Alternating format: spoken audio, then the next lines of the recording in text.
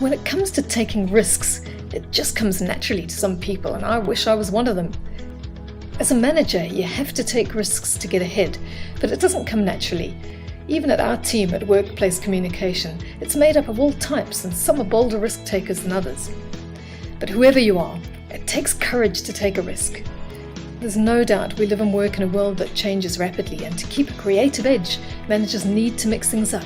You need to be a disruptor and find new ways to deliver positive results. So if you're like me, here are 8 tips on how to take risks. First of all, weigh up the pluses and minuses.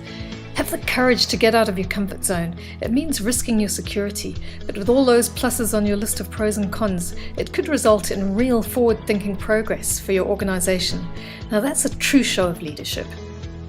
Number 2 is fight your fear and then just go for it. Often you feel like a deer in the headlights when you confront fear. So while you're standing there, why don't you take a moment to stare fear in the face and ask what it is you're really scared of. Look at the risk you want to take from all sides and decide, is this a risk worth taking? Tip number 3 is calculate the risk. Don't risk it all for a small reward. Risks are by nature risky, so make sure your reasons for taking a risk are justified and sound, and that the possible reward is worthwhile at the end of it. Number 4 is sidestep the rules. Remember, there are no rules in risk. When you are mixing things up and creating change, you have to go one step beyond. But play the game. You know your team, so pitch your risk idea in a way that will win them over. Tip 5, draw a line and don't step over it.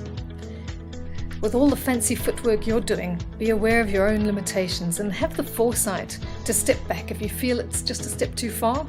Also read your peers and superiors. Change is uncomfortable for anyone, so don't overstep the line with them. Tip 6 is have a plan B. A contingency plan is vital. Nobody jumps out of a plane without a backup chute.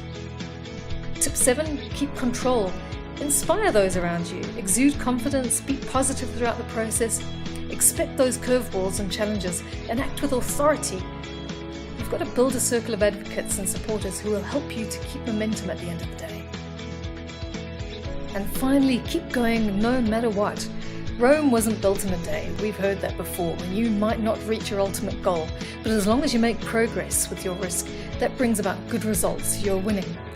There will be knocks along the way, embrace them, learn from them, and keep working towards the win. So good luck!